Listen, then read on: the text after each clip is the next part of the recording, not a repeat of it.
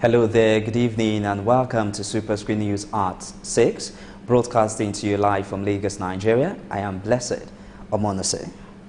Special Presidential Investigation Panel, SPIP, for the recovery of public property has recovered $7 million illegally kept in the Heritage Bank.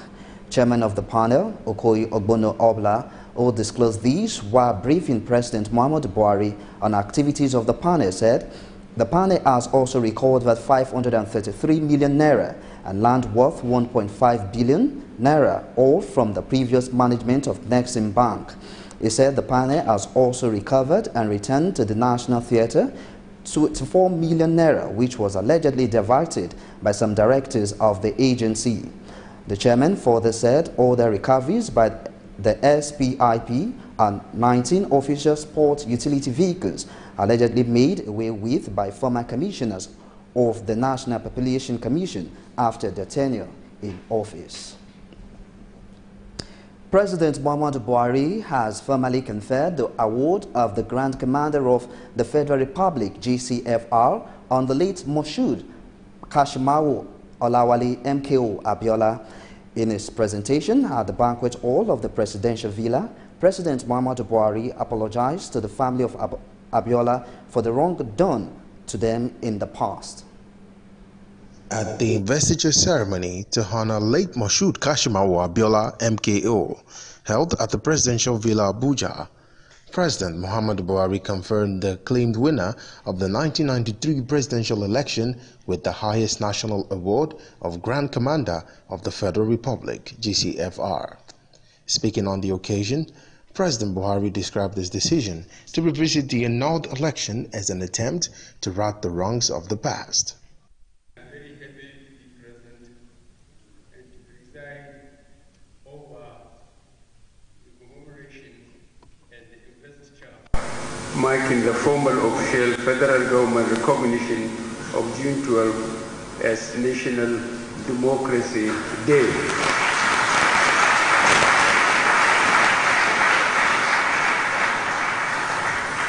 The decision and this event is not meant to be and is not an attempt to open old wounds, but to put right. On his part, Secretary to the Government of the Federation, Boss Mustafa, described June 12 as a significant day in the history of Nigeria's democracy and called for a constant commemoration of the day.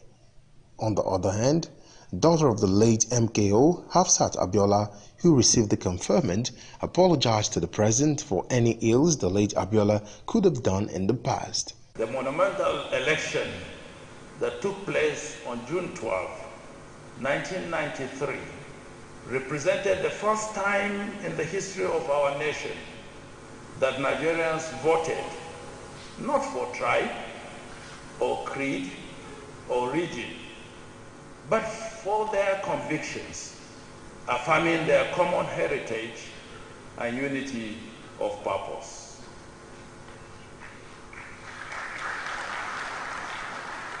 Your Excellencies, as you are all aware, nation building requires the sacrifice of all citizens. President Muhammadu Buhari, Nelson Mandela it was who said, "It always seems impossible until it is done."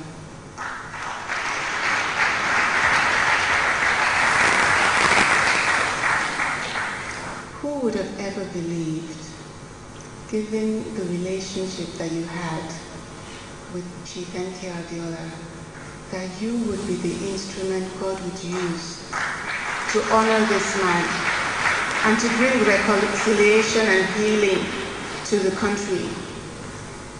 You apologized to my family, and it touched my heart. The late Gani Fawahimi and Baba Gana Kingibe was also conferred with the title of the Grand Commander of the Order of the Niger, GCON. In his acceptance speech, Mohammed Fawahimi, the son of the late human rights activist, described President Muhammadu Buhari as the first sensitive and reasonable head of state in the country. Meanwhile, former President Olusegun Obasanjo, Ibrahim Babangida, and Senate President Bukola Saraki were among personalities conspicuously absent at the posthumous investiture. In a similar development, the Are Ono Kakanfo of Yoruba land, Gani Adams, has stressed the importance of commitment to the achieving desired result. Speaking at its annual commemoration of June 12, Gani Adams commended President Muhammadu Buhari for the award conferred on late Moshood Kashimawo Abiola MKO. The report.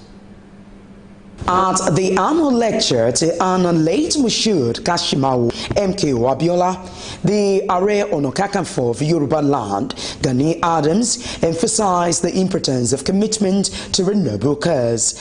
While he gave his commendation on the award conferred on MKO, he also appreciated the president for his gesture of assigning the not too young to rule bill. As we celebrate 25th anniversary of this epoch-making event, let us look beyond the past and focus all our efforts in righting the wrong of the past leaders. All over the world, issues of security, good health, education, enduring social infrastructure, stable economy always take the central stage. However, in Nigeria, there have been a ranging issues and debate on restructuring. The way we clamor and struggle to have this day as our democracy, we need to make the sacrifice, struggle, and make a case for restructuring. I must commend Not Too Young to Run Law, recently signed by the President Muhammadu Buhari. Honestly, it is a good beginning for young Nigeria to participate in governance at various levels. It is a wonderful idea whose time has come, but it's not enough. And this is why the restructuring idea I talked about earlier coming. Obviously, we have a vibrant youth population in the country.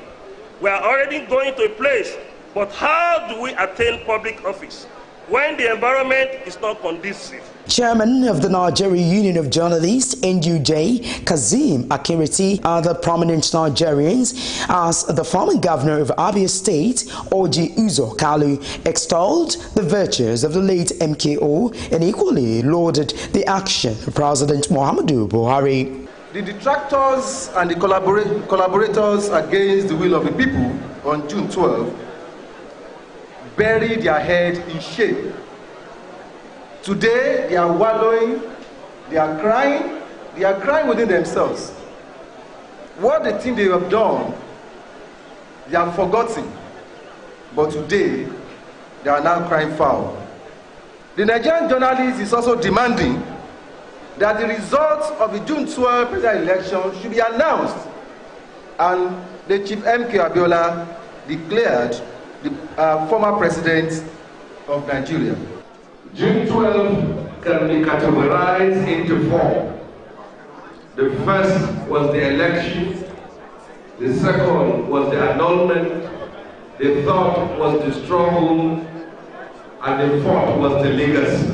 I will use this opportunity to call on those who annulled June 12 to apologize to Nigerians, as well as those who betrayed June 12. Many of them now have dusted their perfidious diaries and rewriting their history, giving themselves credits after all the tragedy they have done. June 12 is about free choice, mandate protection. Let us edge the spirit of June 12, which is free, fair, and credible election. And this will start from Ekiti, after Ekiti, Osho, and the general election. Today is the original public holiday of democracy. And people, all the past presidents who have refused to recognize this, made a grave mistake. But today, President Muhammadu Buhari has been able to take on today as a special day for Nigerian people. Mind you, when I became governor in 1999, in 2000, because I became governor on 29th of May, 1999. Immediately in September, I passed a bill that made June 12 a public holiday in Abia State.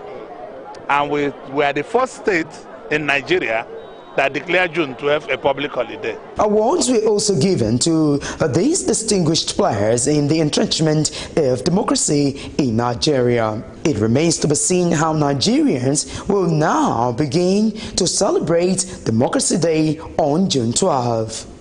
Adenike Ajiboye, Superscreen News. A political analyst, Dr. Chuku Patrick, says the award of GCFR conferred on the late Moshood Kashimawo Olawale MKO Abiola is a political gimmick of President Muhammadu Buhari to rule the Southwest ahead of the 2019 elections. Dr. Patrick expressed his view in an exclusive interview with Superscreen News in Lagos. June 12 was taken as pain to reward the Westerners. When they look here and there, when the situation was becoming so critical, then bringing about those criticality that was what orchestrated who would we take now as a president of the country for the first democracy. They picked up Chief Obasanjo. Chief Obasanjo was given to ameliorate the problem that envisaged the Westerners, and upon that the campaign continues. Now coming back again to shift 29 that they received even Obasanjo. I don't know the confusion the president wants to put the country into. What are we celebrating? Democracy Day. Celebrating Democracy Day as a day. Have we practiced democracy? That's the question people will be asking each other. I've not seen a country of this magnitude, the way things are going here, and you said you are practicing democracy. What we are in is even worse than dictatorship. I'm not against anything that is done as post-mortem a reward for him. But what I'm against is you taking out our democratic day from 29 to June. Chuku speaking there. A federal high court sitting in Abuja has sentenced former Plateau State Governor and serving Senator Joshua Derriere to 14 years imprisonment on charges of criminal breach of trust and misappropriation of over 1.16 billion naira belonging to the state. The former governor was convicted of 15 out of the 23 counts preferred against him by Justice Adebukola Banjoko. Derriere was given 2 years imprisonment on each of the 5 counts bordering on criminal misappropriation and 14 years jail term on each of the 11 counts of criminal breach of trust. Lawyer to the Economic and Financial Crimes Commission, Rotimi Jacob, SAN, urged the court to impose the maximum sentence to serve as deterrence to others. In 2 weeks, we were able to secure conviction. It's a good development, and I hope this will serve as a deterrent to others that corruption does not pay and that we cannot move forward if we are corrupt. So it's a lesson to everyone. So it's not only him, it's not only the convict, but everyone, that nobody is above the law. For criminal breach of trust is 14 years each for those number of counts, like 8 counts, and then for criminal misappropriation, like 4, and for 2 years. So, but they are to run concurrently. In other words, the maximum period you can stay is 14 years. The sentences would run concurrently, implying that the convict would have to spend 14 years in jail. We always respect the decisions of courts. We don't need to like the decisions. We may not even agree, but we must respect the decisions of the courts. And if a court, after a 7-year trial, has found that the offenses were committed, then we must respect that decision. We will look at it and advise our clients as to whether we should appeal or not. Still on legal matters, a federal high court sitting in Abuja has ordered a charge filed against the managing director of Niger Delta Development Commission, NDDC, Nsima Ekere, be served on him through substitute means. The Independent Corrupt Practices Commission, ICPC, had accused Ekere and NDDC of obstructing his ongoing investigation into project executed by the agency. Justice Olukayode Adeniyi, in a ruling, directed ICPC to dispense with personal service and serve the charge on any officials in the legal department of NDDC at its headquarters in Port Harcourt, Rivers State. The Ekiti State House of Assembly has suspended member representing Ikere constituency 2, Sunday Akiniyi, from regularly absenting himself at meetings. He was also sanctioned for alleged terrorism and sleeping through meetings in the last 3 years.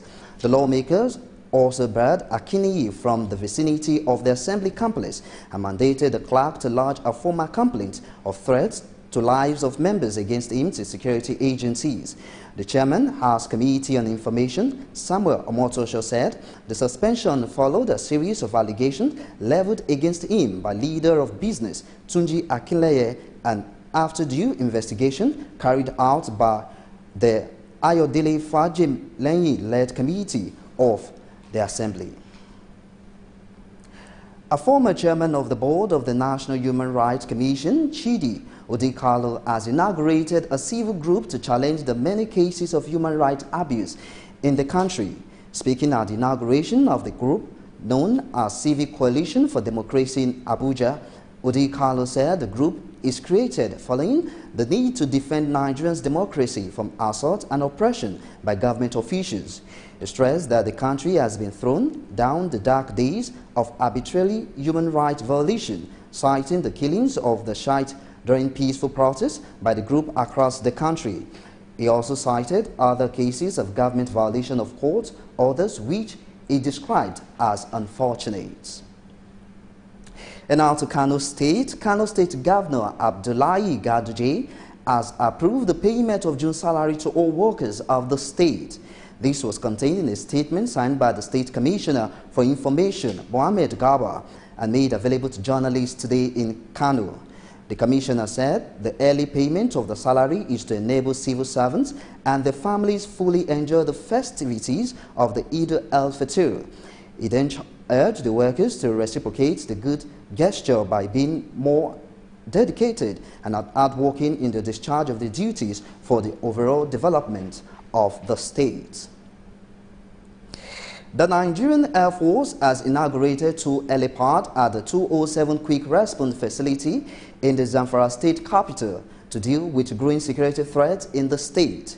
Commander of the 207 Quick Response Group in the state, Caleb Olayere, said the helipad would serve as base for combat-ready helicopters that can respond to emergency security needs in the state. He also said instead of seeking for reinforcement from Kano and Bauchi, the helicopters will take off from the base in Gusau and respond to security threats immediately. The commander commended the Nigerian Air Force under the leadership of Air Marshal Sadiq Baba Abubakar for responding to their needs and then boosting their operational capability.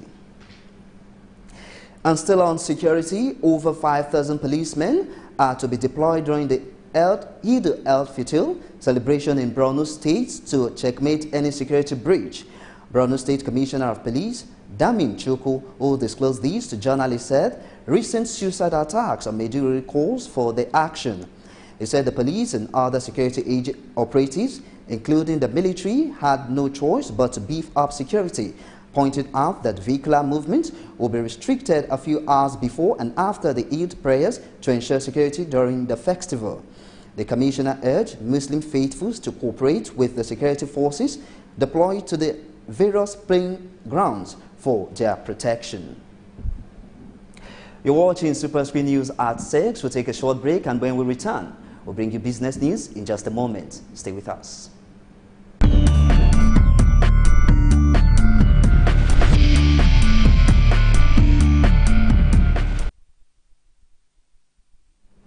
Welcome back, and now to the world of business. The Nigerian Navy ship Delta has destroyed over 1,000 illegal refineries with swamps, buggies in Delta creeks. Commander NS Delta Ibrahim Dewu, who disclosed these to journalists, said the illegal refineries were destroyed in the last 29 days in its ongoing raids. He said the illegal refineries and equipment were destroyed in Otumara, Egegugu, Opotu creeks, and Bennett Island with the aid of swamp buggies, ambiguous vehicles used in traversing swamps. He also said the use of swamp buggies would bring a lasting solution to the ongoing economic sabotage. The Nigerian Electricity Regulatory Commission has issued power generation and distribution licenses to two firms to independently generate and distribute 9.5 megawatts of electricity in the popular Arere area market in Abia State. The regulator issued the power generation license to Arere Market Independent Power Plant Limited, while Arere Independent Energy Distribution Network Limited got the right to distribute the embedded electricity in the market. In a statement, the Commission explained that the licenses were in accordance with the laws guarding the power sector, stressing that the move will promote access to electricity and impact positively on the output of industries in the area. If you're just joining us, this is Superscreen News at 6. We'll take another short break where we'll bring you foreign and sport news in just a moment.